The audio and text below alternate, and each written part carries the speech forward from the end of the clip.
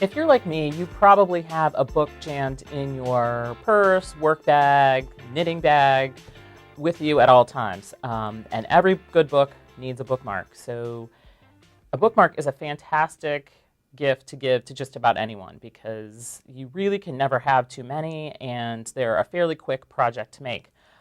In the book, I give you instructions on how to make a ribbon bookmark, but this particular project uses a real live bookmark finding. You can find bookmark findings in all different metals. You got copper, antique brass here. This is a gunmetal. Today we're just going to use a silver bookmark finding. You can also find shorter ones for like a paperback size, mass market size book, and then larger ones for a standard library size book. And in this case, I'm using a 6-inch silver bookmark finding.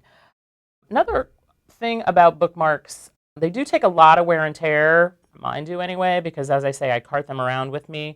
And so I like to connect the components with split rings. I talked about split rings on this DVD before. They're like kind of mini keychains. So they're not your standard jump ring that kind of comes apart pretty easily. They do take a little bit more power to open them, and they just stay a little bit more secure. So you're not going to lose your little beaded bits of things that you decide to attach to your bookmark finding. So let's put this one together. I've done a little bit of the project ahead of time just to keep you guys interested. You don't have to watch me wrap loops every single time.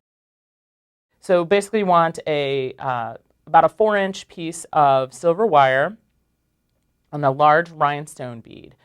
Make a wrap loop on either end of or on both ends, I should say, of the bead. In addition to your bead with your wrap loops, you're going to need a little chain fringe.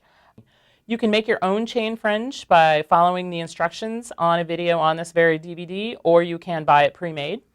And then you need, like I said, a few split ring findings to connect it all together. So let's do that really quickly and show you how this works. They actually have a very specific set of pliers designed for split rings. I do find my chain nose pliers work fairly well, as I don't use a ton of split rings, but if you find yourself in a place where you're making a lot of these, you might consider investing in those. You can see a picture of what those tools look like in Chapter 2. I have an image of those. They have a nice little sort of hook on them that can be handy for keeping these guys open.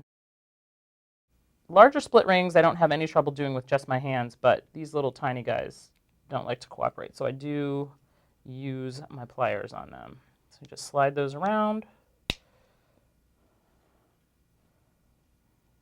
Okay, so you connect your fringe there to the bottom loop. Then we're going to actually connect the top loop to your bookmark finding.